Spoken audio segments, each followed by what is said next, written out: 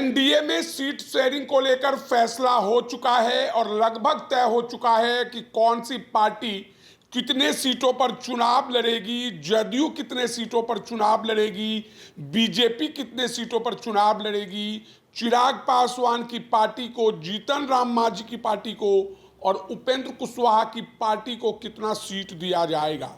नमस्कार, आप देख रहे हैं हेडलाइंस बिहार और मैं हूं रोशन झा। औपचारिक ऐलान बाकी है लेकिन लगभग तय हो चुका है कि जदयू 101 से 102 सीट पर, बीजेपी 100 से 101 सीट पर, चिराग पासवान को 20 से 22 सीट और उपेंद्र कुशवाहा की पार्टी को 8 से 10 सीट और जीतन राम मांझी की पार्टी को 8 से 10 सीट का ऑफर दे दिया गया है और लगभग सहमति बन गई है।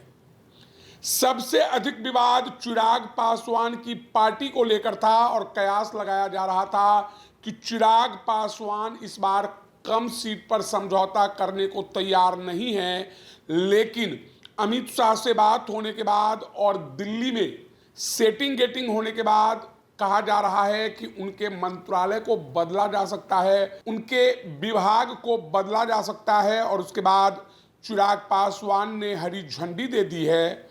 और सूत्रों की माने तो चिराग पासवान ने अपने उम्मीदवारों को बुलाकर कहना शुरू कर दिया है कि आप फलाने सीट से चुनाव की तैयारी कीजिए। इस बार साफ है कि चिराग पासवान की पार्टी के द्वारा अधिक से अधिक कार्यकर्ताओं को टिकट दिया जाएगा, क्योंकि लोकसभा चुनाव में जिस तरीके से चिराग पासवान ने टिकट का बंटवारा किया, पहले परिवार के लोगों को एडजस्ट किया और उसके बाद ऐसे लोगों को टिकट दे दिया जिसका नाता पार्टी के साथ नहीं था और जिन्होंने कभी पार्टी को तोड़ने में पशुपति पारस की मदद की थी। उसके बाद से एक परसेप्शन बनने लगा कि चिराग पासवान अपने पार्टी के कार्यकर्ताओं को टिकट देने में विश्वास नहीं करते हैं। यही कारण है कि चुनाव का समय है, हर एक पार्टी में मिलन समारोह का आयोजन हो रहा है। आज न कल कोई जदयू में शामिल हो रहा है तो कोई बीजेपी में शामिल हो रहा है, लेकिन एक भी बड़े नेता चिराग पासवान की पार्टी में शामिल नहीं हो रहे हैं। लेकिन अब सूत्रों के हवाले से जो खबर आ रही है, चिराग पासवान ने कम से कम 8 सीट पर ऐसे कार्यकर्ता या ऐसे पार्टी के नेताओं को टिकट देने का फैसला लिया है जिन्होंने पार्टी को आगे बढ़ाने का काम किया है। तो इस वीडियो में हम आपको बारी बारी बताएंगे कि वह कौन से 8 सीट हैं जहां पर चिराग पासवान ने टिकट फाइनल कर दिए हैं, उम्मीदवारों का नाम फाइनल कर दिया है। तो सबसे पहले जमुई सीट की बात कर लेते हैं। जमुई सीट से चिराग पासवान के जीजाजी अरुण भारती, जो कि वर्तमान में जमुई के सांसद हैं, वे चुनाव लड़ सकते हैं। जी हां, सुनने में भले आपको आश्चर्य लगे, लेकिन अरुण भारती जमुई से चिराग पासवान की पार्टी के टिकट पर चुनाव लड़ेंगे और जमुई लोकसभा से चिराग पासवान की मां चुनाव लड़ सकती है और चिराग पासवान सहित उनकी मां को भी मंत्रालय में एडजस्ट किया जा सकता है। कहा यह भी जा रहा है कि अरुण भारती बिहार की सत्ता में आने के बाद मंत्री बनना चाहते हैं और सूत्रों की माने तो डिप्टी सीएम का भी ख्वाब देख रहे हैं। दूसरा सीट है अत्री, यहां से अरविंद सिंह चुनाव लड़ेंगे, पहले भी चुनाव लड़ चुके हैं और चिराग पासवान ने उन्हें भी इस सीट पर तैयारी करने के लिए कह दिया है।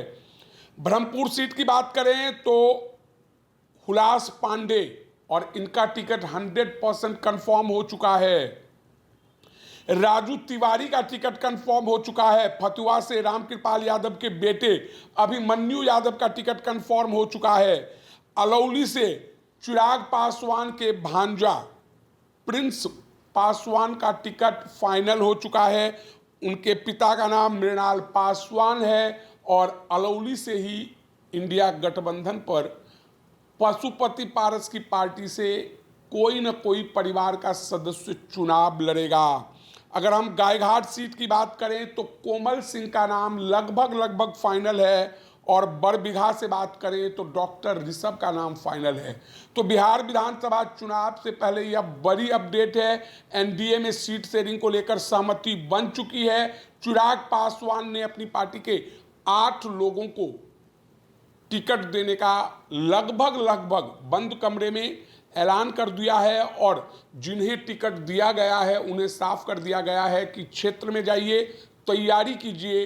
तो कुल मिलाकर इन 8 लोगों का टिकट लोजपा रामविलास पार्टी से कंफर्म हो चुका है। अब देखना दिलचस्प है कि सीट शेयरिंग को लेकर जो औपचारिक ऐलान होता है उसमें क्या कुछ निकलकर सामने आता है। क्या चिराग पासवान की पार्टी को 20 से 25 सीट दिया जाता है या चिराग पासवान की पार्टी को दिल्ली में एडजस्ट करने के साथ साथ राज्यसभा का सीट भी दिया जाता है। तो बहरहाल इस वीडियो में इतना ही।